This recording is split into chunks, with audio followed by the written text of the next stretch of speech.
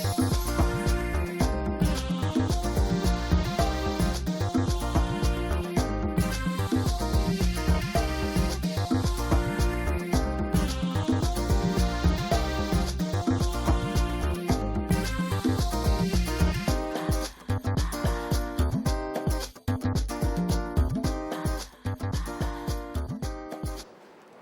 midweek. Welcome to Wednesday on Your View. I am Topway Mark Odiga, and as usual, I have the ladies with me. I've been seeing a lot of you guys like Monday, Tuesday, Wednesday, back to back, and I'm seeing all of you. Nima, how you doing? Back to back, we're seeing you too. No, I'm the one now feeling like I'm seeing my people. I'm seeing everybody every day. It's interesting. Nima, how you doing? I'm fine. I'm grateful to God. I just felt so tired this morning. I dragged all the way out of bed. And thanks to Mr. Azibiri's support. And Oilola. I had to call for backup this morning. I couldn't get my kids ready for school. But we have birthday shout-outs. Yes, please. Sharon Adebayo is on Twitter wishing her sister Oluwapelumi Adebayo a happy birthday. She says she's a huge fan of the show. Happy birthday, Oluwapelumi. And Mrs. Damilola Olani is wishing her daughter Adedamola Olani a happy birthday. She's 5 years today. And we have, Ire Oluwatomiwa. Her birthday is today. She's 5 years also, from her mom, Kemi Ademola Bademosi. That's her own, Bademosi. Happy birthday to all of them. I think Princess Oluwa Ogoluwayemisi her birthday was yesterday. She was like, I should do a shout out to her. So, Princess, happy birthday. Princess Yemisi, happy birthday. Okay, I've got a few as well. So, these siblings came together. Their names are Adams, Toyin, Damilola, Precious, and Ifeoluwa. Would like to wish their sister, their elder sister, a happy birthday, and would like for all of us to help wish their elder sister a happy birthday. Her name is Omowu Yewande, and they say she deserves all the happiness. So happy birthday, big sis. Is that all Is that all your banter? Well, what's been happening? What's been happening? Yes. So some people are giving us feedback that our banters has become yes. We don't talk because about we now do only birthday shout-outs. Yes. So let me just shout out to the governor of Lagos State. Okay. Shout out. No, this is the personal shout-out now because really I've been saving this to when all the projects are done. But you're feeling relieved. Feeling very relieved. You know, traffic-wise, they've opened the middle part of the Mile 2 road, and though there was traffic, there was due to bus drivers, and I'd like that, you know, the last mile officials insist that bus drivers must coordinate themselves properly to ease traffic from the middle lane for those of us going towards the island and Oshodi. For those going straight to the island now, that road is open, and it's tough traffic on my side of town. I think that because they're on top of the argument, they're always responsive. I should give them compliment them. I just want them to finish up everything.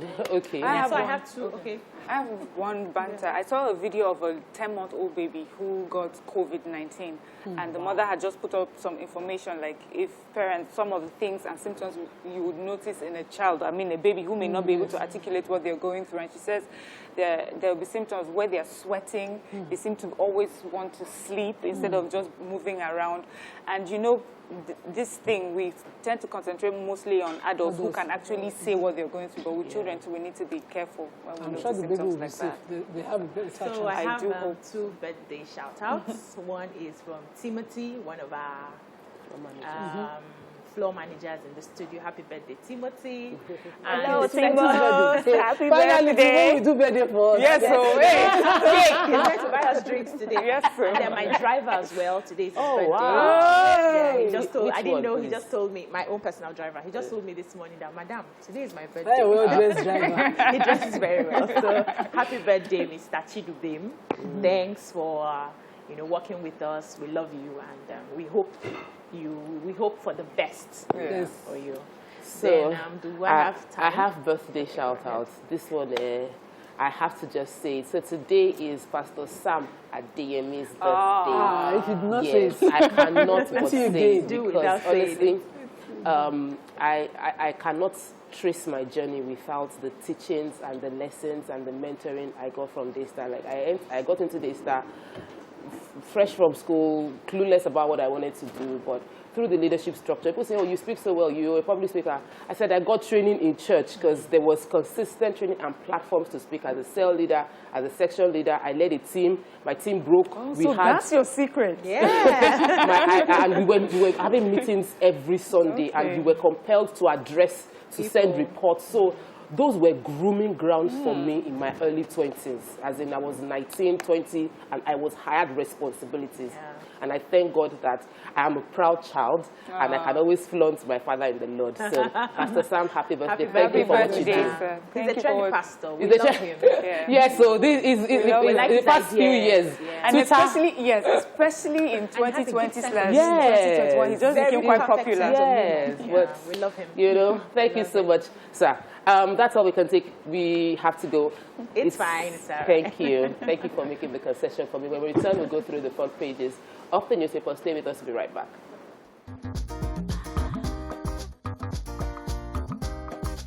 Stay tuned.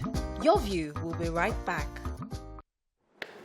Thanks for staying with us. So, front page review, starting with The Nation, major headline. Anxiety over killer heads persists in Oyo, Kwara. NSCDC deploys 150 operatives in crisis areas. Police, traditional rulers play in Ilorin. And in other news, we have, you can't miss the picture, passenger held with 7 billion naira worth of cocaine in Lagos airport. Oh, wow. The picture shows, you can't see the picture, but the picture shows like T-shirts. It says, his name is Ukaegbu Bright Onyekachi, and it has T-shirts that contained cocaine within them. Then we have 56 million NIN linked to SIMs. Deadline now April 6. Bandits kill 21, abduct 40 in Niger State, and President orders IG Adamu to hand over. So The NIN? NIN, please. Yes, so mobile network operators have collected over 56.2 million NIN registration numbers. Some people who are That's linking, linking to SIM. I think they estimated about 40-something million, but now they realize that a lot of people are linked to more than one SIM cards. Me, I have like 6. So imagine that. And they are saying that they've opened about 1,000 registration centers to be able to cater for everybody. And they are asking, they've extended it to April 6 now, so people should relax a bit and not rush so much to do their registration. And they are asking that they should make sure that there's this registration you do before you go physically. They should make sure they obey that and adhere to the protocols of COVID-19 rules. Yeah. So I want to take the picture story. Yes. So I must, first of all, blame whoever it was that was speaking on behalf, the commander of the NDLEA at the MMIA, that's at the international airport, for not giving us detailed report of how this concealment happened. So the Nation reported that a man had concealed cocaine and he was arrested at the airport. The story kept saying concealed, concealed. But the video online showed how the concealment was done. So the branding on the T-shirts was covering a particular, measurement of cocaine. They will conceal it within the branding. So you have tiger face, you have, logos and all of that. Wow. And behind the logos, It was creative. So you'd expect that report to carry the drama, They didn't. And I read it, and we just heard the person in charge of the NDLA saying, it was due to the COVID that stole their activities a bit, and now during that time my men had gone for special training, and due to the special training, they were able to find special training or scanners, because I know there was already have scanners, but I think we do now. Without praising your men and the training that they had to do, if you had just reported how they were able to uncover, this efficient, it would have really showed how on top of their game they are without having to. We are happy they uncovered. Yes, and we know that recently they uncovered. It's about 3.30 kg of cocaine that they uncovered. Moving on I to was just going to say that Nigerian the new head of NDLEA was just recently appointed, former governor of Lagos State, military governor Marwa, and he was talking about zero tolerance for So drugs. maybe that's what we're seeing the result of. Moving on to Nigerian Tribune, major headline: Northern elders to Fulani return to the north if ejected from south. In other news, federal government extends NIN SIM linkage deadline by 8 weeks. Fayemi tells Chatham House Nigeria mobilized over $95 million to combat COVID-19. 80 million doses of vaccine expected in 2021. Other news, $40 million worth of jewelry seized from the Zani to be sold off. Ooh, I'd like to see that auction. Our decision to strike still stands. That's from NASU, SANU, tell federal government. Hopefully, we have arrested impending strike. That's from Ngige. Sultan, Obasanjo, IBB, others eulogize Oyinlola at 70. So let's go with the major headline. Okay, so the Northern Elders Forum has told the Fulani community that are living in the southern part of the country to, go back home if they are forcefully rejected from their communities. And he is also asking the northern governors to prepare a place for them, get ready for them to come back home since they are being ejected from the south. And he's asking the federal government to, that people should not take laws into their hands. So for those who are fighting the illegality of some Fulani headers, should fight within the ambit of the law and not take laws into their hands by killing and driving them out of their livelihood. That a lot of Fulani people are peace-loving people. They have stayed in those communities for a very long time, and they, as Nigerians, have a right to stay in any part of the country, just like other Nigerians other ethnic tribes who stay in other parts of the country. And but I want to say that I think we should not lose sight of what the southern governors are doing. First of all, they have said that they want to have registration of the legal headers in their state so that we can now flush out. We've received, rumors of headers who are coming in from foreign countries to cause all this mayhem. So if we have that registration, we know that Fulani people are actually peace-loving people. We've lived with a lot of them in different areas, and it's very important that we understand we're not the southern governors are not really chasing legal Fulani headers away from their towns. Exactly. It's just so let's illegal talk about ones. Dizani. Yes, I got the Diziani story. So the chairman interministerial committee on the disposal of assets forfeited to the federal government, Mr. Dayo Akpata, has said on Tuesday that there will be a sale of these of all forfeited these forfeited assets. So it would include $40 million worth of jewelry that was seized from the former Minister for Petroleum, Mrs. Diziani Alison Madueke. But there are other things as well. So it's not just there are many lands, water vessels, machinery, vehicles, electronics, furniture. But did disclose the process. So he's saying that this time around is going to be open, and everybody is going to be aware, and none of the funds gotten from this sale would be misappropriated. They'll make sure everything is clear. But I think it's interesting to know that the jewelry that were forfeited include 419, that's from Diziani, 419 bangles, 315 rings, 304 earrings, 267 necklaces, 189 wristwatches, one human being, 174 necklaces and earrings, 78 bracelets, 77 brooches, and 74 pendants. Please, if this money customized gold iPhone. If these monies were put into the coffers of this country and properly managed, we probably won't be having impending strike because as it stands now, yes, we do. SANU and NASU are saying that they don't have any conclusion. There was no official conclusion from the meeting they had with Ngige. Even though Ngige stated that he had calmed the situation, they said they don't have a mandate not to go on strike, that the decisions, they don't have a complete mandate. There's no agreement binding the NASU SANU with the government to stop the strike. So by Friday midnight, NASU and SANU will be going on strike. We can't afford to have this. Nowhere school are just resuming. Moving on to Vanguard, major headline. Eviction, protect Fulani in the south. Northern Elders Forum tell Buhari governors and governors. In other news, we have one killed as mob sets ablaze Serki Fulani's house in Ogun. Federal government extend deadline for same registration, NIN same registration, 150 billion, not 400 billion needed for COVID-19 vaccines. That's from Peter Obi, offers to help negotiate supply. I think we should take the offer. So, should we start with that? Yes, so Peter Obi had done the calculations on our sister station, you know, another station where he spoke. Really? Yes. So the figure they said is not the accurate figure, No, according to he's him. disputing the figure. So the Minister for Health had said that we needed 400 billion to get about 70% of our population vaccinated.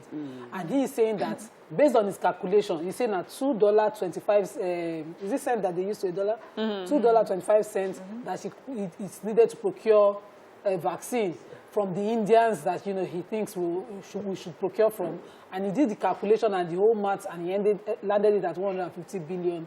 Which saves us about 250 billion. Yes, I think it's something worth considering. And then, but he said, aside the dispute, I love the fact that he mentioned that we have, you know, the Nigerian National Vaccine Production Facility that we created in 1940. That was able to produce vaccines for the country till 1991. When it was shut down to be refurbished and remodeled and all of that. Happened. And since they shot it, they shot Destiny at that time. We've not been able to produce vaccine. But prior to that, we're able to produce here. So maybe if we spend 150 on importation and spend 250 to rehabilitate the vaccine, and then we prepare for future vaccinations that we can do by ourselves. That's our Microsoft people are saying they will I just love Peter Obi. Ever since, you know.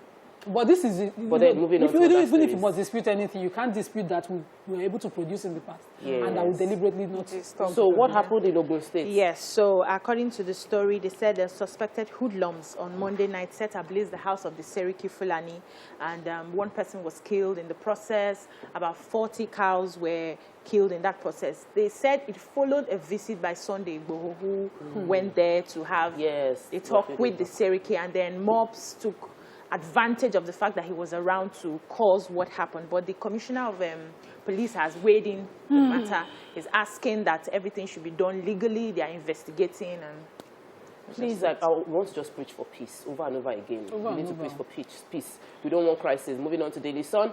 Quickly, tension over announcement of new IGP. IPOB hails Southeast governors on open grazing ban. And federal government lords, no, we've already taken that story. I'm trying to find another story I haven't taken. Fuel electricity tariff. Federal government labor resumes talk on February 22. So what is the talk about? IPOB.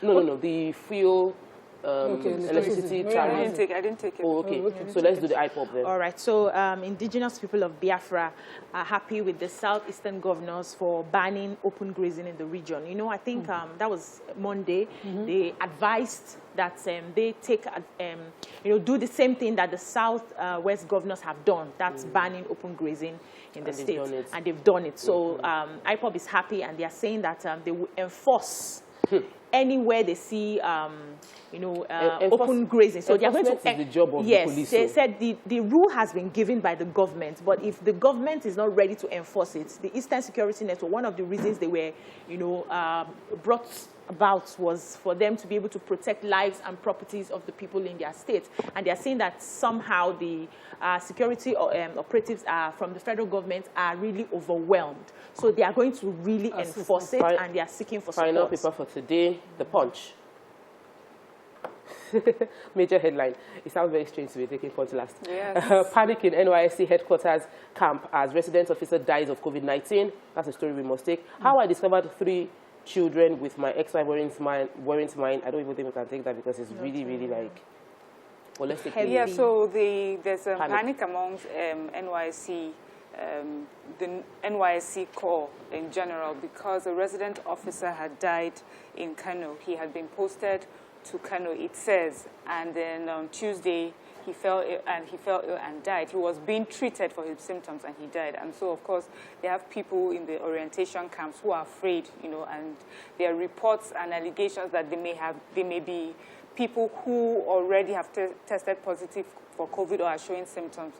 But NCDC, and then they are claiming that NCDC is trying to cover it up and that they do not want to let people know exactly what's happening. But NYSC is saying that this person did not resume at the orientation camp.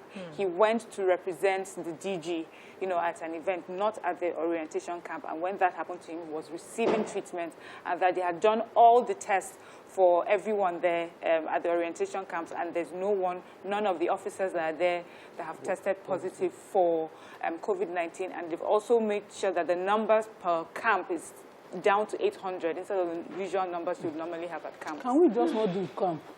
Honestly, they can do the stuff we waive virtually.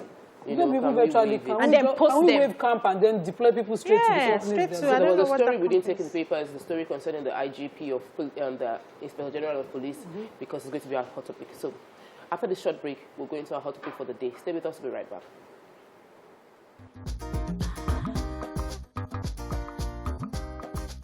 Stay tuned. Your View will be right back. Thanks for staying with us. Report has it that Muhammadu Adamu, Nigeria's Inspector General of Police, has remained in office despite the fact that he has attained the statutory age of retirement. Though Adamu was expected to leave office as the nation's police chief on Monday, 1st of February, word is still around that he's still in charge, as the president, Muhammadu Buhari, is yet to appoint a successor. Joining the conversation by tweeting to us at TVC Connect, please use the hashtag GOTV so we can hear from you. And of course, go to our Facebook page. We'd like to read your full-length comment. But the controversy has been ongoing. The fact that the presidency is fueling a feeling. So people are feeling like maybe the IGP has been granted extension. And there's another set of people feeling like if the presidency says that they should hand over, to who? Especially considering that we have details that there will be about 13 other people AIGs that and will DIGs. be that also need to retire at the same time. So this lacuna, how does it make you feel, Nima, considering that at this country we have major insecurity challenges? I would expect that our president should be on top of everything happening. So what does this make? What signal do you get? What's the feeling that is fueling? So no, this rumor is not baseless. It's just based on the fact that the service chiefs had such extension that took the entire energy of Nigerians to get them removed, even though we're not getting results, even though due to the extended stay in office. So I would expect that the president has a structure, knowing how tense and how serious the issues of insecurity is around every region now, not particularly in any particular region, but every region in the country now, from kidnapping to banditry to all of that, would want to have stability to know how the structure does. So we have a police act that gives them a 4-year tenure in office, and the IGP, we even have 60 years in service, 60 years of age, 35 years in service, standard requirement for a person to continue or, retire from office. So we know those details, and would expect that the people around the president would also be aware and be on top of this. So we'll now, just like every corporation, as at Monday, February 1st, the IGP's tenure in office would expire. You would expect that since they will have to appoint based on the Police Act from AIGs and DIGs in office, the 13 that are due to retire also will not even qualify. They don't meet the requirement. Whoever is below, or even I would prefer whoever is next in line to a 4-year tenure, so that we have stability. Whoever is next in line and can actually, due to his records in office, in service, spend 4 years conveniently in office before they are due to retire, is who should qualify and who should be eligible. Let me drop my issues on stability, because when that person, we already know the person. They have records. As a lawyer now, I know those I was called with. I know if there is any requirement, in the years of call, I would know who I'll be looking at. We have records. So they will have those records of those who were appointed at a particular time, who qualifies, who are among the AIGs or DIGs. So there will be no speculations around. You will know who's next. And like that person would have been prepared for everything. So you don't get in office, like a story I wanted to take in the paper, of the new service chiefs visiting Bonu to keep familiarized with the situation. Which situation are you trying to familiarize with? The one you were in service with. We want stability. We want people thinking. Okay, so for me, I just want to, we know there's a problem, clearly. There was no information from the police service to the presidency, or the presidency has received the information and hasn't done anything about it. And so this is where we find ourselves. But I would like to understand what happens, what role will the legislative arm of government take when something like this happens? This is not the first time. I remember a few years ago, when I just recently joined this show, there was a talk about a particular person who had held office and had stayed like 3 months overdue his office. And in my own, yes, yes, exactly. He had stayed like 3 months over his period. And Nigerians were asking, you know, what's the next thing to do? And to find that we're still having this conversation now with this person, it just shows that there's a problem in communication, in someone doing their job or not doing their jobs properly. And so what role does, you know, another arm of government, the judiciary, also needs to play when something is lacking like this? Because I feel it's quite embarrassing, really. For me, I think the position of the Inspector General of Police is a very delicate one. And it's not a position that should be, you know, glossed over. And I feel it's highly incompetent for a serving president not to have made successive plan. You had to wait till the date had expired, and you are still waiting for him to start compiling his handover note, according to the papers this morning. And then we are having speculation that one Ibrahim, is he Zana or something, would likely be up. This is not the time and place for this. I believe that in strive, we all want Nigeria to be better. We all want excellence, and it has to start from leadership. You can't be preaching something different and if your body language is giving us something different. This is failure of organization. The administration is not organized one bit. There are no two ways about it. This is not the time for somebody to be waiting for the president to come back before we know if he will say go or stay. We should have had a successor getting ready to take over the mantle of leadership immediately. If you wanted an extension, you should have made it clear that there will be an extension so that people sit. We have bandits killing every day. This is a very critical position. It's not something we just wait and, okay, now 3 months. What happens in the service is that when you now go, they will say, no, there's no AIG in the office now. So we have to get to Abuja for that. So, Nima, here, the challenge I would like us to address, because like everybody said, I agree 100% with the fact that this reeks of incompetence. Yes. It's not the first time it's happening. Sadly, you reminded us that the last IGP also was there over time. All the service chiefs were there over time. But yet in the same period, the president had time to go and go to Daura to pledge that he's still loyal to APC, which was what the paper carried, what the president went to do, and it was received by the IGP. But who would check the presidency on these things? Who is responsible? Is it the SGF? Is it the Minister for Interior? Is it the legislature? Like, who is saddled with the responsibility of managing the presidency?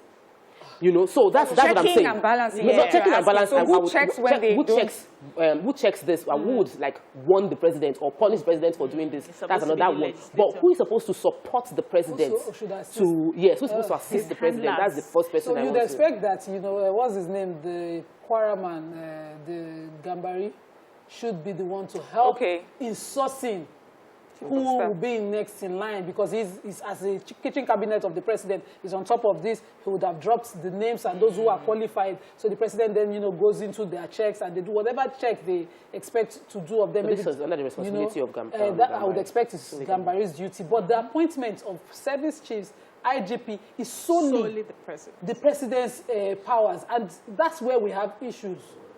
If it was something, maybe we should now relieve these sensitive offices. For somebody who has time. Yes, from the power of fire and fire to the president to the National Assembly, for instance. Maybe just the Red Chamber, the senators, so that they immediately know how, and the law provides how they would select and all of that. We have proper structure, and we will relieve the president of the burdensome, you know, business of. We'll take a quick break now. When we return, we'll dig further, and we're bringing one of Nima's learned colleagues and a friend of the family to join us in this conversation. Stay with us. We'll be right back.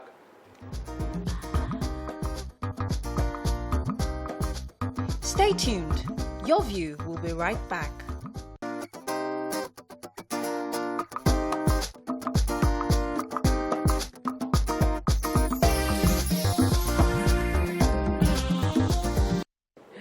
thanks for staying with us. So this is a topic that is very dear to us, and we brought two political analysts, Samshidin Akman, as well as our very own lawyer, barrister, Liberos Ushoma, to discuss different more angles of this. So, Liberos, what is your, let me start with Liberos.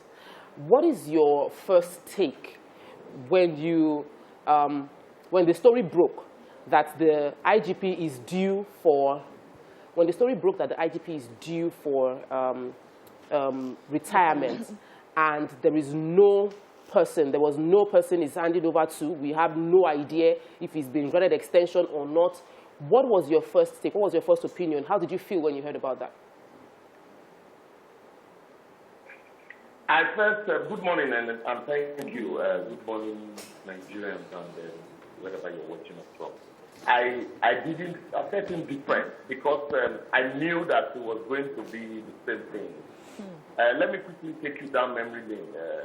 If you remember, in 2015, Atahiru Jega was to, his tenure expired in 2015, or early 2016, and he wrote a memo to the president informing him of his retirement and that he was not going to seek a second term in office and that he was supposed to proceed on pre-retirement leave. And do you know, until Atahiru Jega left office, the president didn't do anything. The president was silent. It was even after the expiration of his tenure that we now started talking about should we not, and then President appointed, I was in his stead to act. The service chief issue is also very fresh in our memory. And so when the newspapers were talking about the retirement of the IGP, I laughed. I said, maybe these people really do not follow the history and trajectory of Buhari's appointment. He does not do anything. He won't do anything. He sits back until it dawned on the country that there's going to be a lacuna, and then everybody starts talking about it, and maybe at that point we wake up to either extend or appoint somebody else, and then he's a spokesperson like that, will be very ready to give a speech for it. The people that drafted the service rules, those that drafted the Police Act, and those that drafted the Constitution are not fools. They intended that. They know that definitely you will attend training and then, but they also intend that, it is good for old things to go so that new ones will come in. That is why they are retirement age. You do not live and die in office. But here, you have a president who is not aware of people appointed under him who are retiring. His last administration, quickly, please. If you remember, the president, people shouted down on the president to change minister, to change cabinet. They were there till his tenure expired. But Liberos, before we went on the break, before we went on the break, I asked Nima that who was responsible, but now you're saying that the president, but even if the president isn't aware, who was responsible for, who's supposed to make him aware, who's supposed to compel him to act on this thing, who around him, who in his cabinet is supposed to, who's responsible for this kind of things not to happen again? Let's not box past the box up at the president's table. Okay. It is for the president to say. There are memos. It's in the news. Every day we are shown how the president is reading newspapers. The first thing is for the IGP to have written a memo. It is not even the Police Service Commission. The IGP to have written a memo to the Police Service Commission informing them of his retirement at so and so day, if they are not aware, and then that is supposed to proceed on 1 month terminal leave to the expiration of his tenure. Yes. Okay. That memo, we are not aware that it has been written. Was written. We are also not aware that the Police Service Commission ought to have met the moment that memo is written and then decide on the next appointment for the president's ratification. So when you have a president who is silent on everything, and then the workers also, or the appointees who also want to remain in office, also will be silent on what they're supposed to do. And so you have ineffectiveness, lobbying, and all sorts. It's unfortunate.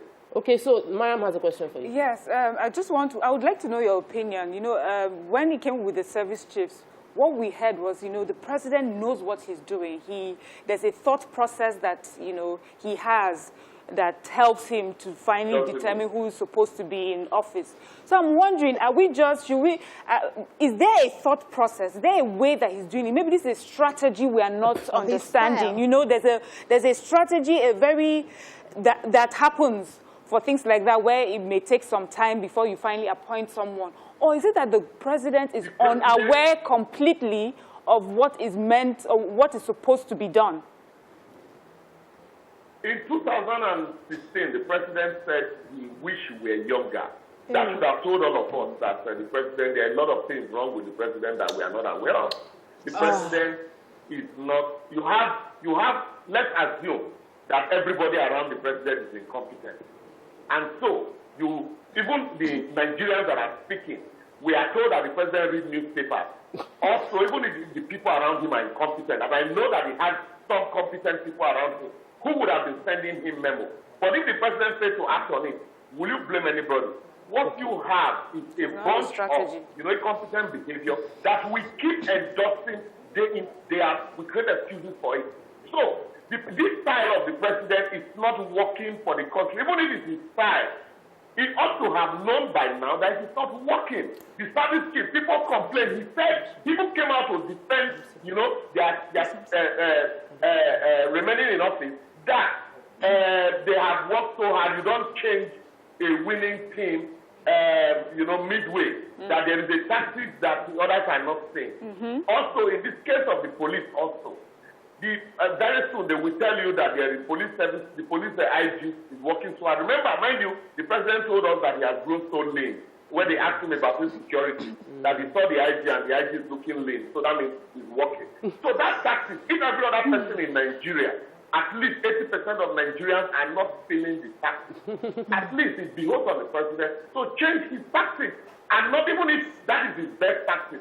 He should look for a way to ensure that, he evolves a new tactics that will work. This idea of keeping people in office, despite the challenges that we are all facing, will not all go well for him. And another thing he should understand is that at this age, people are not going to remember him for what him and Adamu did in 1984. People are going to remember him more for what he's doing now. Yeah. And his failure to take decisive decisions when it matters most. You do not, like you said, I do not expect that if an IG, from the day you appointed the IG, you ought to know the day he will retire. Because even the newspapers and the press people will do an expose on his tenure remaining. So you ought to know the day he will retire. Even if you don't know, people, your advisors will know. Your special advisors on security, your national security advisors will know all of these things and will let to inform you seriously. So but when you do not, and you do not do anything, or you pretend not to know, then it is the president that has problems and not the people around him. Let me bring in Shamsuddin. Is Shamsuddin there? Do we have Shamsuddin Akman? I'm not sure I have him there. BC, I'm here. Oh, okay. So BC has a question. I'd like her to direct it towards you. Okay, sir. So I hear that the president's inaction right now is a breach of the new Police Act and even the Nigerian Constitution, and he can be taken to court for this. Now, who will be the one, or which authority exactly can take the president to court for this inaction? And how do we... Well, okay. Well, it depends on the angle you look at it from. Okay. The Constitution, the new Police Act says the IG is supposed to serve for 35 years of service or 60 years of age for him to retire. This IG served 35 years as of February 1st, and he is due for retirement. So, but unfortunately, the IG, as of yesterday, January 2nd, was seen in uniform and in his office.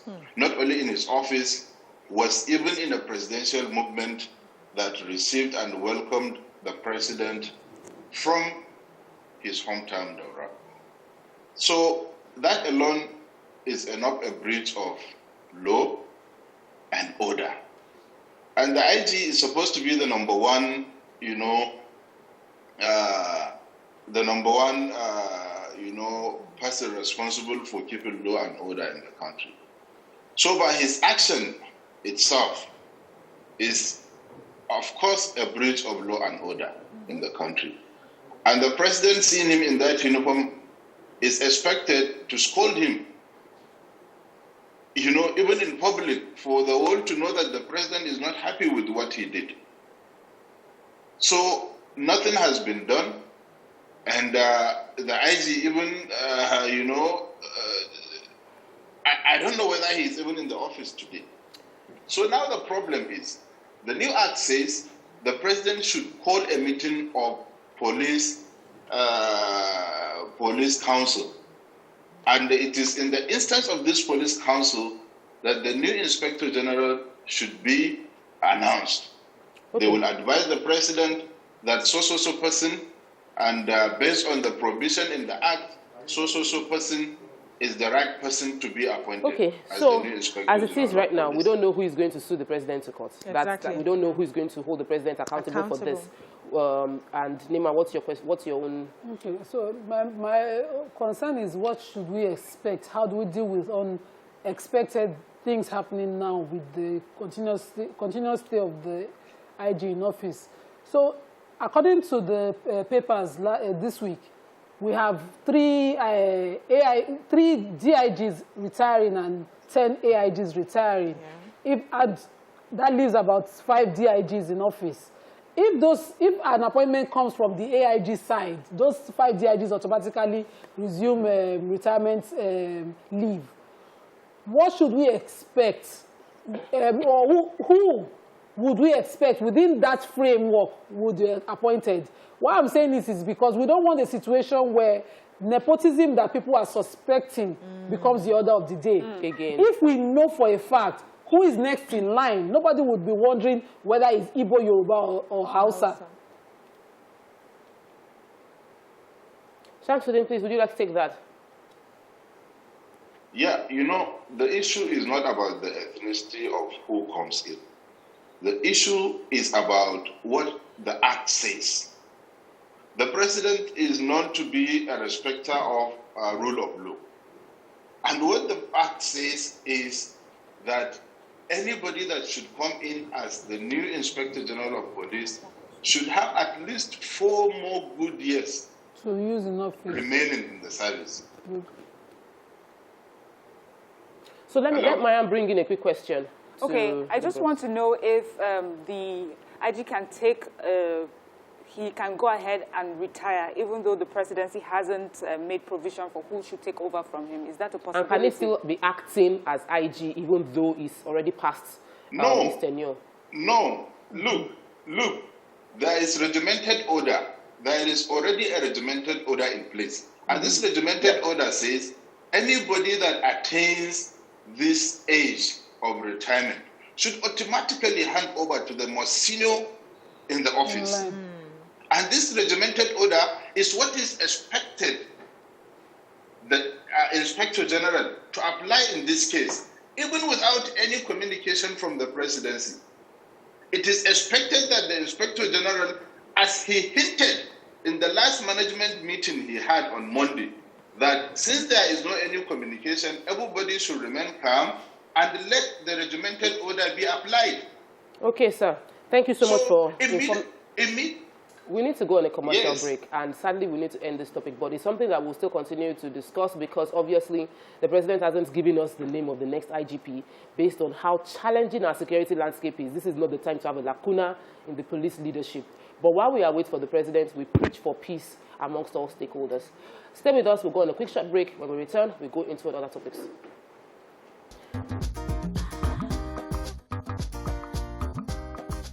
Stay tuned. Your View will be right back.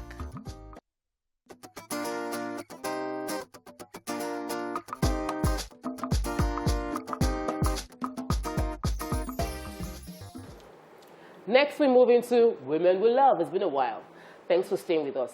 She is a management consultant, certified criminal forensic specialist, education activist and public speaker. A passion for leadership and social responsibility has led to the launch of several initiatives. Welcome with us, Taiwo Ololade Salvador. Welcome to the show. Welcome. Your CV is scary. Like, it is one certificate, one course. Your CV is loaded and impressive.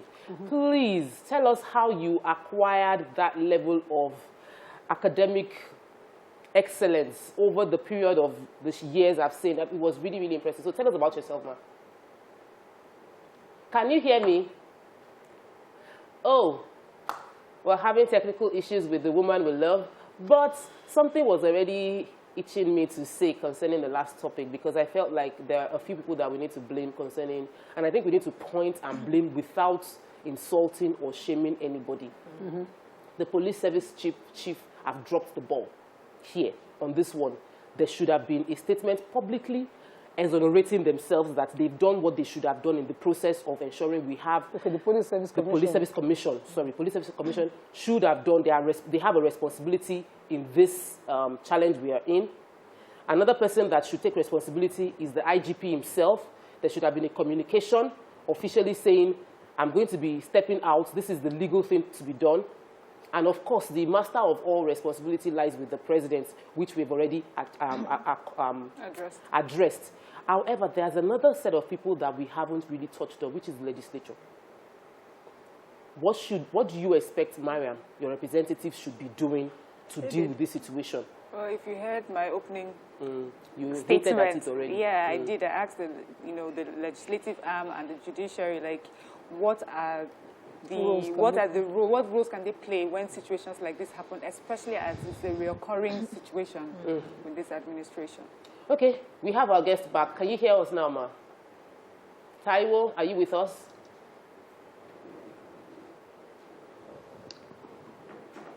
Are you with us now?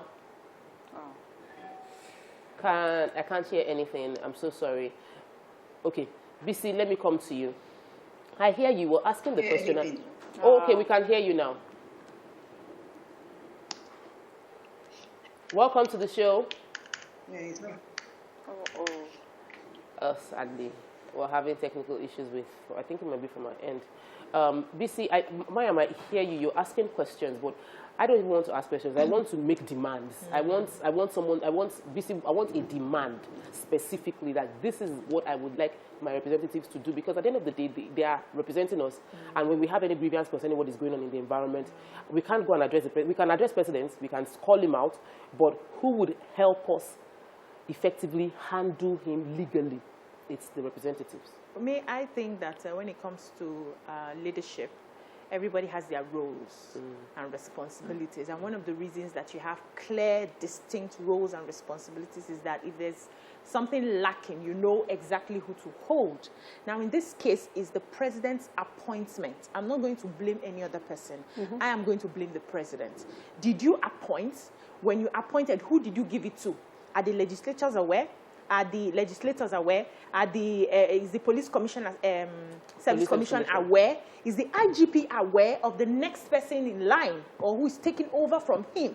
If you had done that simple task of saying, this is the person who are getting ready to succeed the Inspector General of Police, then if the inspector decides not to, step down or still wears his uniform, then you hold him responsible because the president has done his job. So we cannot leave the person who has not even done his job at all and start blaming people around. As far as I'm concerned. Help my legal gap. If somebody doesn't do his job, there's a legal procedure to deal with the situation. Of course, now we can get orders from court to compel any public office holder to carry out a duty that, an act or any form of law we have in the country has put on them. So the president can be sued to appoint. So those SERAP and all those. Yes. Okay. But it doesn't have to get to that. So we know these things, that is this we kind of government that we do. So we know that the heads of the law, legislative chambers usually would make a phone call and prevail on the president that, you know, there's tension, people are talking, how far about the appointment, would you like, some people will even suggest names on who to be appointed. But these things, for the purpose of transparency, would be better done written. Yeah. Okay. So let's find out, you know, that the papers carry a letter from the Speaker of the House of Assembly. So you're asking that they should leak some papers? Yes, the House of Reps. That the Speaker of the House of Reps letter advising the president to appoint a service chief that there's a lacuna in office, calling his attention publicly, or the president of the Nigerian Senate do, you know, write such things. So those things show that there are conversations, but that those offices they're also compelling the leadership to do what is right, so that we know that we don't have problem of incompetency in all the offices that are public. So we'll go on a quick break. When we return, we'll go through some tweets, and hopefully our guests will be able to hear from us. Stay with us, we'll be right back.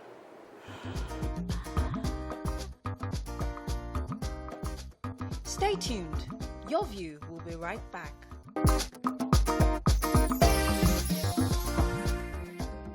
Thanks for staying with us. She's a management consultant, certified criminal forensic specialist, education activist, and a public speaker.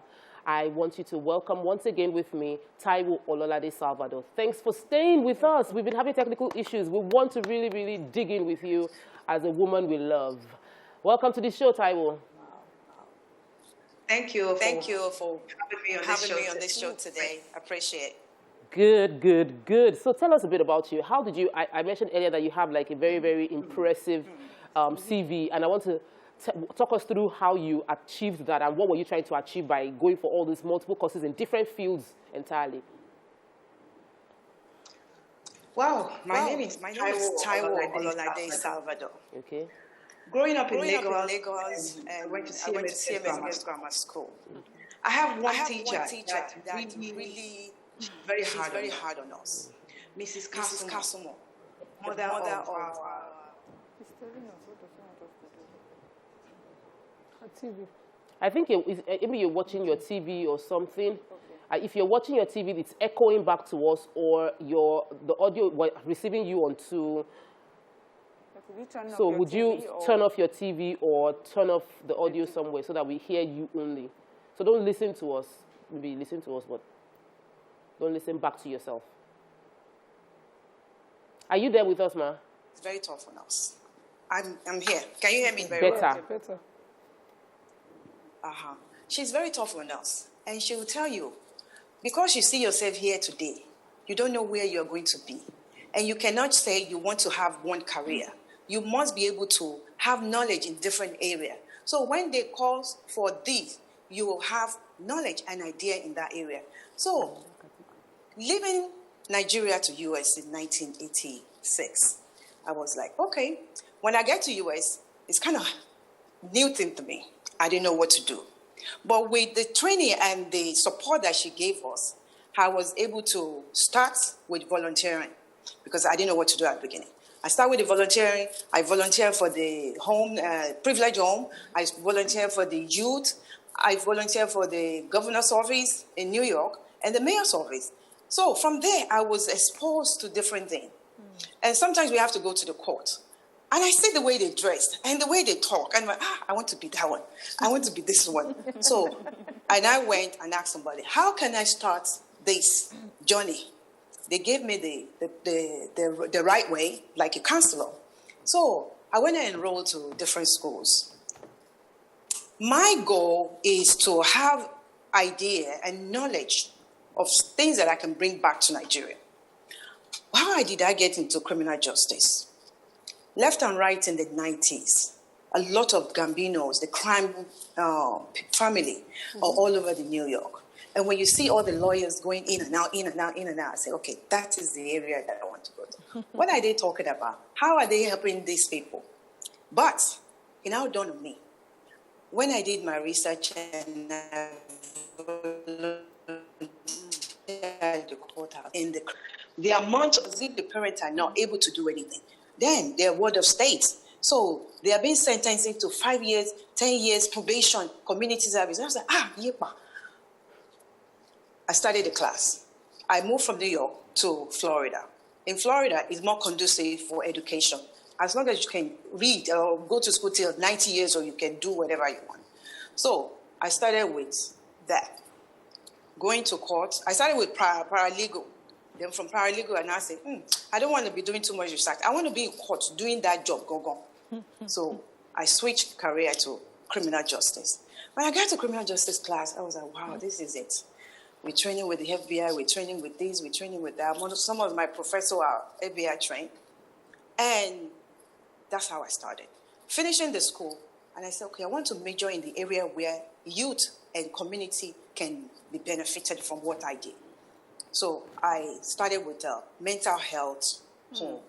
Mental health under criminal justice is a huge area. We have a client from 9 years old to 99 years old. How can I help these kids? I started going to the homes. The program that I venture into is called community rehabilitation. The rehabilitation program is huge, and there's a lot to do in the community. They have homes in different areas that a 9-year-old or 10-year-old cannot go to jail. We place them in a community setting. It's a fast-track rehabilitation or the transition. The transition is the one that you transit them after spending a whole lot of time in prison. You put them in there. They can transit within 1 or 2 years. The fast-track one is to not send them to jail, but put them in a community setup that they can learn. Some as much as we might not go to school. Some of them are not literate. So we have to help in different areas by implementing a program in that program to educate them, to change their life, and also to prepare them to go back into the community. First offender that haven't done anything much to be placed in the criminal justice system can go into this program. So we started in that. I started with 40 clients, and they see how active and more involved because I go extra mile. When I'm doing my forensic, this is what you do. You have to find all means to make sure that this client did not go to jail. So you have to present these reports, psychosocial, community report. As far as I do my job, I go back to their primary schools. I go back to their previous community. Something went wrong along the way. And for this person to now go into this area of crime. So when I present my case, my report to the judge, it's very, very intense. I love to do more finding. Good. So they now look at me like, why did you have to go back to their primary school? In primary school, they are doing well.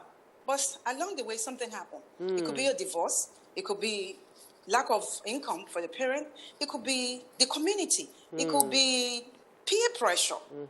You know? So something went. So if I really want to prove a case to the judge to aid in sending the offender back to the community, I do that. If I really want to aid in making sure that that person goes to jail, yes, I will do that too. So I fall into different aspects. When you see me coming to court, you don't know which one I'm falling into. So okay, it depends on the report that you get. Let me get in one question for you from Mariam.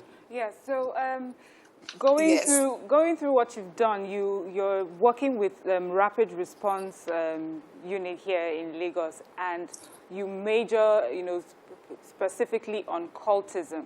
And of course, given all that you have just shared with us, I wonder how that has translated in working with the youth here in Lagos concerning cultism. It's something we read in the paper day in, day out. Young people are involved in this, and I'm wondering how your expertise and experience has helped with that fight here.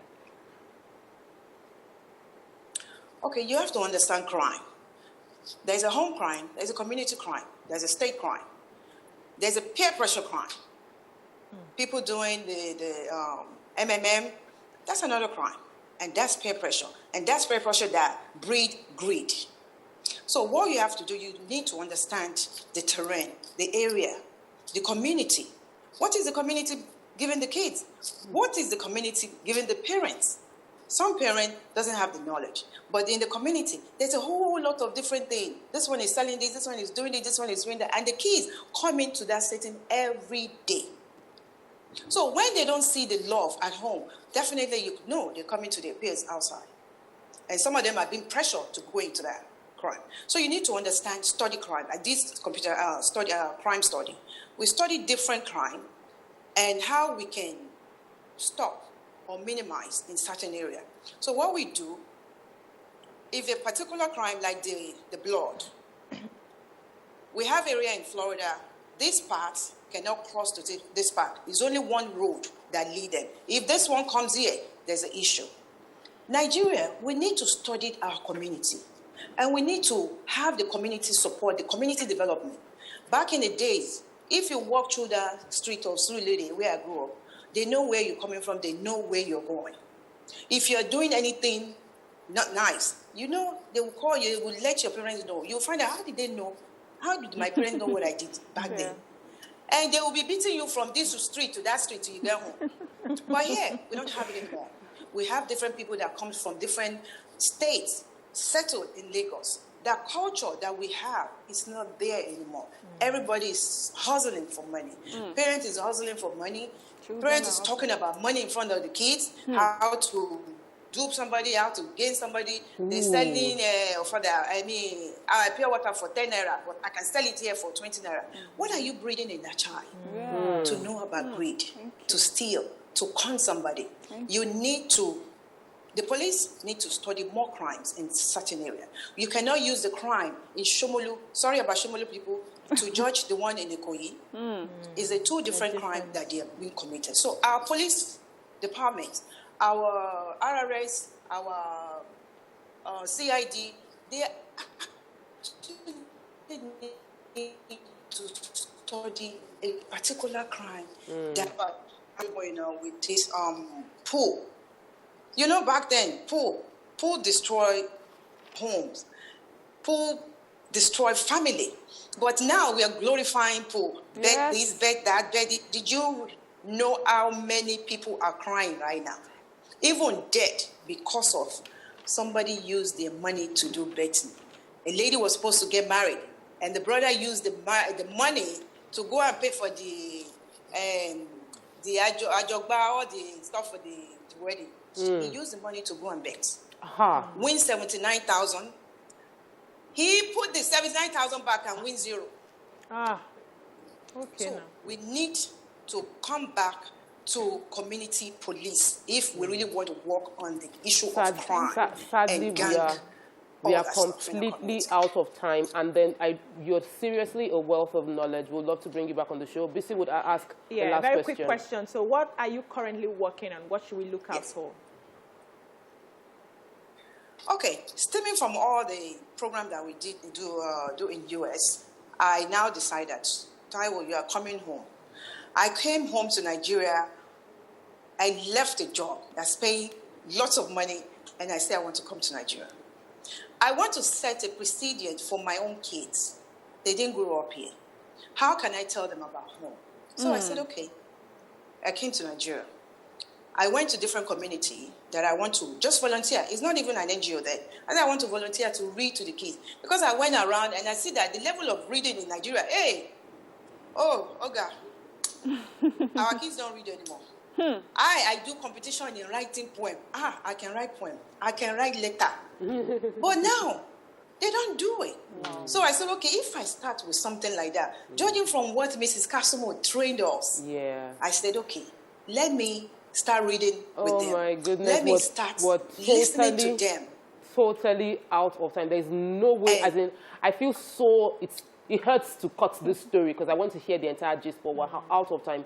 We'll definitely try to bring you back very soon, sooner than we usually do. But thanks for your time. It's called TOS Educational Initiative. Thank you so much for the youth in the community. All right, so go check out what TOS Community Initiative is doing. Thanks for joining the conversation today. For all our guests, we appreciate you. That's all we can take on the show today. See you all tomorrow. Bye.